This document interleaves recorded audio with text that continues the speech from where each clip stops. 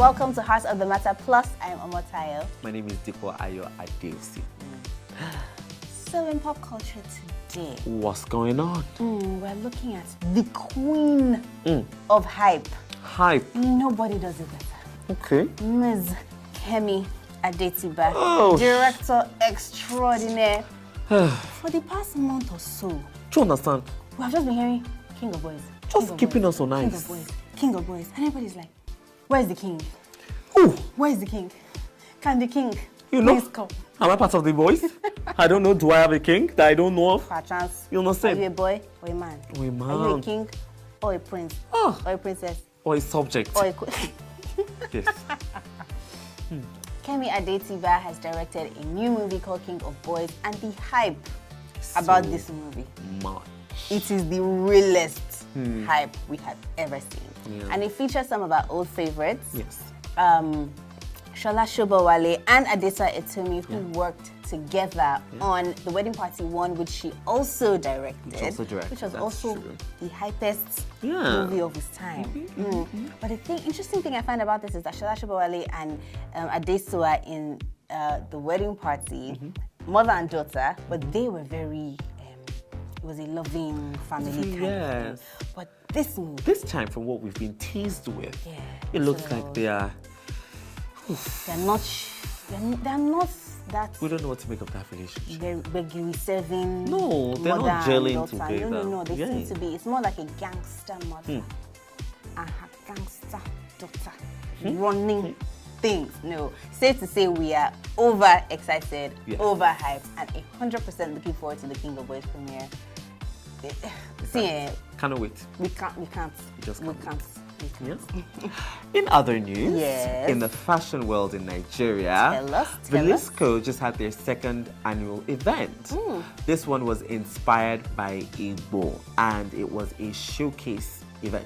It took place at Art 21 this past week, and the showcase, it actually was in attendance. People like Shay, Dinner Like Gray, When they Ekwedewo. say inspired by Igbo, what do they mean? So basically, they drew lots of inspiration. They went to the Igbo culture to kind of, facilitate and to make out some of the exhibitions, and just the theme for some of the designs and the textiles that they used. Right. Yes. Also, just to put things in perspective, there was a new movie by Daniel Obasi Okay. while he showcased his work. Okay. And also there was 2 fashion collections by Guzzle Green and Fruche. And there was photography by Yagazi and new music by talented DJ Ayo.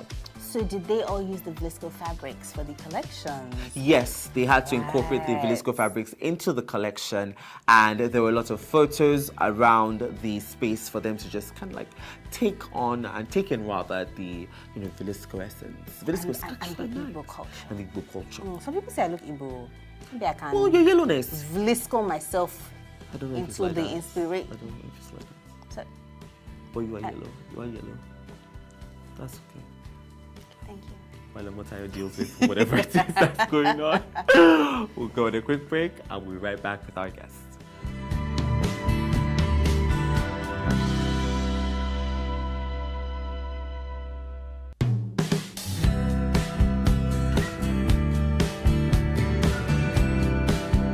Hello guys, this is still Heart of the Matter Plus, and we have with us our amazing guest for this episode. Many of you might know her from Jenifa's Diary, famous Toyo baby. Hey. This is Juliana Olayode. How are you doing? Very well, thank you. It's good to see you. Thank you. Thank you for having me. Lovely to I know, have you. I know. Thank You're you. just looking, I like this way. Tomlin. So Such a nice. Pretty red. Thank you. Thank you. Thank you. So you are an actress, like we all know, but you're also an author and a motivational speaker. Right. So can you tell us a little bit about what it was growing up and what inspired you to go into media and entertainment? Okay. Growing up for me was dramatic. Oh, wow. Yeah, and I had my fair share of ups and downs. My parents were separated, but they got back together this year. Oh, Yeah, they were separated for 18 years. Whoa. Yep. What? So as of last year when I was writing my book, I wrote in my book that my parents were not together. But as I speak, they're Yeah, back it's just together. gonna be right. That's gonna be another idea. Right, I know. Wow. Amazing. Really amazing, really, really, really amazing, because it was something that I prayed for almost all my life growing up. God, please let my parents come back together, please, please, please. And that happened, and yeah, I'm really, really excited Also, I about want to say it. congratulations. Honestly. Thank you. Congratulations. Thank you. Yes, so I had my fair share of ups and downs, and it was terrible, growing up with your parents separated, and yeah, abuses here and there, hustling, hawking. Yeah, don't look at me like that. Okay, but I'm here today with you guys, yeah? Yes. So growing up that's why I said it was really dramatic. I really don't want to go into all the All the details details. and all, but yeah. So how did you transition into media from that? Okay, yeah, so I didn't even know I was going to be an actress. I wanted to be like you too. I wanted to be a presenter or maybe a newscaster. Okay, so one time when I left school, I was going for choir rehearsals. So my friend just called me and said, hey, Juliana, there's this audition. I'm like, audition, what? No, I'm not an actress. Because growing up, they'll make me do the minor scenes. Maybe we need a person to play the daughter and the real person did not show up. Please come and help us do it, Yeah. So I'm like, I can't do it. She's like, come, I already registered. I'm like, oh gosh, no. So I went there with my scarf and my slippers and my skirt and top. Yeah, and when I got there, I'm like, oh my goodness, is this a beauty pageant competition or something? Why is everybody dressed like this? So I went to hide in the restroom. Oh, wow. Yeah, and I pitied the person knocking that day because I didn't get out until it was my turn to audition. Yeah, and then I did the audition, even though I stammered, and it was almost as if I couldn't see because I kept saying rubbish. And then I guess the judges figured that I was nervous, and so they told me to go through the script again and then do it again. And then they said they would get back to me. I'm like, no worries, don't get back to me. I'm not waiting. Okay, so some days after, they got back to me, and that was my first professional, what do I call it? Yeah, so that it was a series, yeah. Me, myself, and my diary was a diary thing too. Yeah, so that's how I found myself in the media. I don't even know what. All of a sudden, I wish we had an hour with you. You because I know? just have so many questions. Are you serious? Yeah.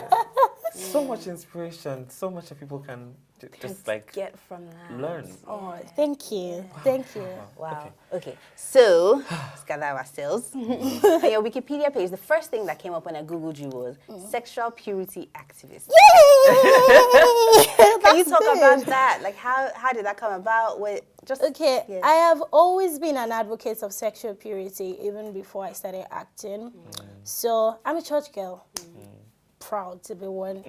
Okay, so I remember there was a time I was at Bible study one evening, and then God said, in case you don't know that God speaks, He does, okay? So God said to me, hey, Juliana, I'm going to open a world for you in the entertainment industry. When you get there, don't forget to talk about sexual purity. Like, no, that can't be God. It's just my mind. Entertainment, me, say lie. So I just forgot about it until then I started acting, and I remembered, oh, God told me this. And then I started doing it. And I personally feel like I don't even do it as much as I should, because I talk about it almost, say, once a year. That's about June, because that's when we have a World Virginity Day. I'm a part of a ministry that we do sexual purity campaign, and yes, so it's always the second Saturday of the month of June every year. So that's when I really talk about it. I believe that in a world where we see sex every day, we read sex, sex is just everywhere. Somebody needs to stand up for the truth. I know some people watching will be like, it's none of your business. My sex life is none of your business. Just shut up and get out. I'm changing this channel. Don't change the channel. Listen, okay? Yeah, okay. I cannot tell you what to do or what not to do, but the truth I know I will tell you.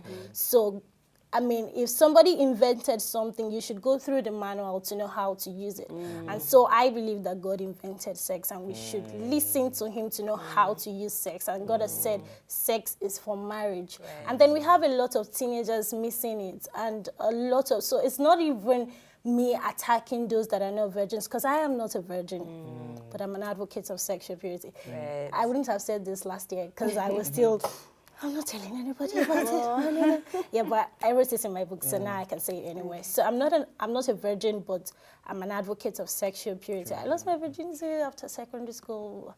I not had sex and then, but yeah. I believe in telling the truth, so that's why I stand for sexual purity. I love it. Wow. You know what? I just want to ask, because you see, what you're doing is such a bold thing. It's very bold, and it's something that requires a lot of courage. And it's not the most accepted thing or the most popular thing given our society today.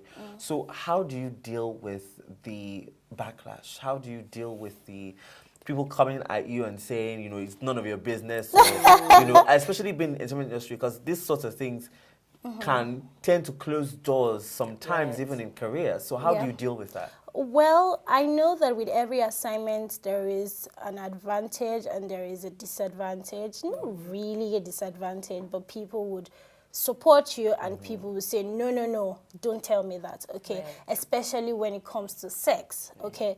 So what I know is the people who will listen to me will listen, okay? I can't make everybody do what's right. Some people have lost it already and they're not turning back. They're like, say whatever, this is not a message for me. So your ability to know that your message is not for everybody, and it's for a particular, it's not for everybody. Some people will hear it and say, no, this is not for me. And some people, so don't think that whatever you're saying, everybody would accept it. Just know that this message is not for, it's for everybody, but not everybody would take it. So that has helped me stand strong. And to know that we would always have people who would oppose us, people who would say, no, I'm not doing this thing, and shut up, don't talk about it. And it's alarming to see how people can get so angry when you're talking about sexual purity. I mean, I see a lot of comments. Some people say, shut up, you're just a lesbian. Shut up, you're touching yourself. Shut up. Out there. Also, you know, when I read it, I'm like, why are you so angry? Because I'm telling you to stay sexually pure. Like, no, it's I don't know. It's just as I'm like, why are you talking like this? Okay, so, but again, like I said, the message is for everybody, but to know that some people would listen to the message and it would help them. Because I know there are a lot of young people, they are so confused, they just need somebody to tell them the truth. I especially have passion for young people, teenagers, okay? So they just want to hear the truth. You know, sex is just everywhere. They want to know, okay, what really is it about sex? What really should I do? So for that person, for that one person is why I'll keep being an advocate of sexual purity. I love it. Wow. I love, especially when you said, when you have a message, you know that it's for everyone, but not everyone is going to accept it. Absolutely. And that gives you so much clarity, because then you don't have to worry about opinions and everything. Right. Wow. Wow. Thank you. Wow. Love it so much. Thank you. Whew. All right, so are you working on any other projects? What's happening with Juliana lately? Oh, yes, I've been working on other projects. I left set some days ago. Okay. Yeah. Thing is, you know, series just puts you out there. But if you're in a movie or, a cinema movie or web series, people wouldn't see it as much as they'll see it television series. So that's why some people are like, this girl left Jenifa's diary. She's not ready. Okay, but I didn't leave Jenifa's diary. Toyo traveled. She'll be back soon, hopefully. Okay. The script says so. So, but I'm working. Okay. Awesome. Love it. Well, now we have something a little lighter. Yeah. So there's something we like to do Okay. on the show, and we call it rapid fire questions. And basically, it's questions that give you two options, and you just pick one. Okay. So it's very quick. Don't think too much about it. It's very don't think too much about it. Just yeah. I like to think. Don't worry. Just a few questions. Okay. Are you ready? I can do this. Okay. All right. All right. Oh, no, but you already answered the question. It's so funny. It's almost as if we planned it. Okay. The first one was going to be, are you the kind of person who thinks carefully or jumps right in? No, I think a lot. Yeah? A lot. Back and forth. Okay, do this now. Okay, cool. So that was easy. See, it's not even that difficult. All right. Small chops or desserts? I like both. Okay, I'll do small chops. Small chops. Yeah. Small chops team. All right. All right, so what's your guilty pleasure binge? Do you binge on Instagram all day, or do you binge on like TV series for hours and hours and hours? Really, I just sleep off. Kind of person. I just sleep off because being on social media can even add more to your guilt. Do you understand? The actual guilt. I love it. So I'm watching series. I'm not so good at watching TV or anything. I could sleep off watching a movie. Really? Okay, yes. So I'd rather just sleep off. Wow. Okay. And then, this is not quite a rapid fire question or anything, but if you could use one word to describe your life, what would it be? Jesus. I love it. We love it. I love Thank it. you. Yeah. Thank you. Wow. so So you didn't think much. too hard about that one? No, it just came to you like that. It's quick. No, I know it's all about Jesus. I know. Love it. Thank you. Thank Wow. you. Well, thank you. That's it. That's it. That's it. Thank you Thank so you. much for coming on the show. Thank you, Thank you. Deepa. Thank you too. Thank you, Deepa. Fantastic. All right, guys. Well, that's what we have. Thank you so much, Juliana, for coming on the show. Thank you. We will be right back with the commentary. Don't go anywhere.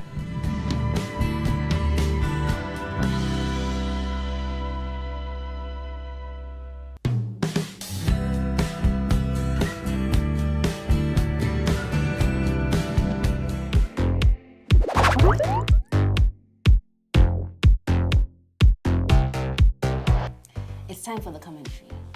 So, what's going on, Moti? You know what we have right now? Considering this political climate, we can't get away from the weather. Yes, It's a political weather. It's a weather. You just have to feel it. It's a breeze. It's a breeze. That's it. But the question that's been coming up with everything we have been seeing is, would you rather vote for someone who's been, let's say, mediocre in the office, or you think that maybe if you put enough pressure, maybe if you make them accountable, they can do better in the next term? Okay. Or would you rather just scrap everything that they've been doing and start from scratch? So the premise of this is obviously, with elections coming up, do we want to continue with the people who have been there before, or do we want to try to start from scratch? And the thing about starting from scratch is we always know it always takes them like 2 years to first scrap the old people, fire everybody who was there, every And contract then- that started, Yes. drop it by the wayside, starts their own from scratch. By the time they start, it's year 3. Before you know it, year 4. But is Wow. it better to then Go for that option. Yeah. See, here's the thing. This is what I think, Omoti. So I think we need, I can't say either or. What I would say instead is we need somebody who is very vigilant and has been studying the political climate for a very long time. Right. And what that would look like is that you are aware of all the said contracts, all the laws that have been passed, all the different things that our people are already doing, and starting to understand how each one affects the lives of the citizens. Right. And then you can start to decide, okay, that one's going to be beneficial to us, that one won't be. So when you get into office, you know which one to continue, and even the ones that you intend to scrap, you know how to modify it so that it's not like scrapping and just throwing the baby away with the bathwater. That's what I think might be, a bit more beneficial. But to stay with mediocre is not going to help us. But the thing is that what if it now takes that new, wonderfully, perfectly qualified person 2 years to finish scrapping, adapting, amending, and regulating? It means that no matter how qualified you are, in the first couple of years, the people still can't see.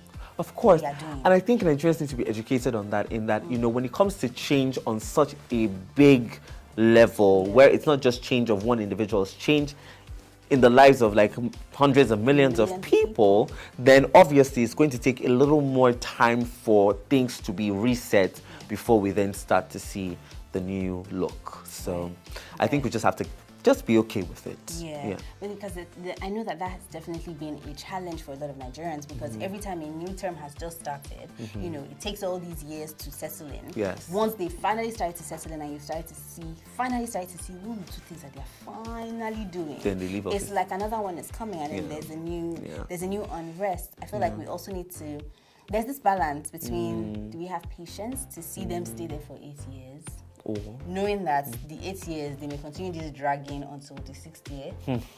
Or do we start from scratch, scrap everything, and then find someone who we believe might be, remember the person isn't tested, might be able to help us. I think we need to even teach more succession planning. Right. Succession planning is very important. We have to understand how to effortlessly and seamlessly take over from someone who's going out. So yes, transition smoothly, such that the work carries on very easily. But at the same time, you can introduce your own ideas and your own plans. But we haven't learned succession planning in our political leadership level. Yet. But we will, by the grace of God. We will. So let us know what you think. Join the conversation on social media. We are on Instagram and Facebook at HOTM Plus. Yeah. That's it. Guys, that's all we have for the day. But we'll be right here next week. So until then, have a great rest of your week.